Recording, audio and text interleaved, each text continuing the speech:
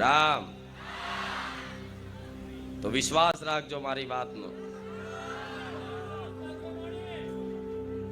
હું માતા આવી રામવાડી મેલડી માં તરીકે કેમ ઓળખાઈ? કેમ? મારો ભગવાન મારી જોડે છે. તો જો મારા રામચંદ્ર ભગવાન મારી જોડે હોય અને રામના બળથી, રામના પ્રતાપથી, રામ નામના પ્રતાપથી હું જે બોલું છું ને યાદ બની જાય છે. રામ બાણ બની જાય છે. બની જાય છે ને? તો આ રામનું નામ આ પ્રદાન કર્યું હોય અને તમે ભાવથી, હેતથી, પ્રેમથી, શ્રદ્ધા અને વિશ્વાસપૂર્વક આ સ્વીકાર કર્યું હોય ને, તો બસ દરેકને એક જ પ્રાર્થના કરીશ કે તમારી ધીરજ ના ખૂટી જાય એનું ધ્યાન રાખજો.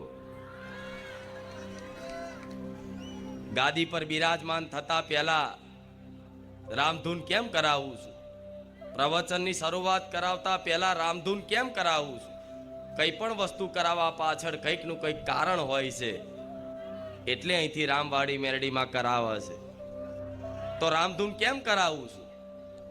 રામધૂન એટલા માટે કરાવું છું કે આ લાખો ભક્તો અહીંયા આશા સાથે આવે છે કે અમે સુખી થઈ જઈએ માં, અમે દુઃખી છે માં, અમને અમારા જીવનમાં સુખ પ્રદાન કરો.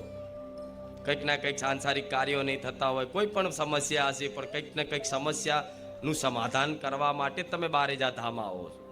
તો તમે અહીં આવો છો તો આખું અઠવાડિયું સંસારમાં હરતા ફરતા કેટલાય ટેન્શનોમાં, જેટલી ચિંતાઓથી ઘેરાયેલા હોય, જેટલાય દુઃખોથી ઘેરાયેલા હોય અને થાકી નિરાશ થઈ અને ફરી એક વખત બારેજા ધામ રવિવારના દિવસે આ રીતે આવીને બેહી જતા હોય ને, તો આ સંસારનો મેલ તમારા મન ઉપર ચોટ્યો હોય.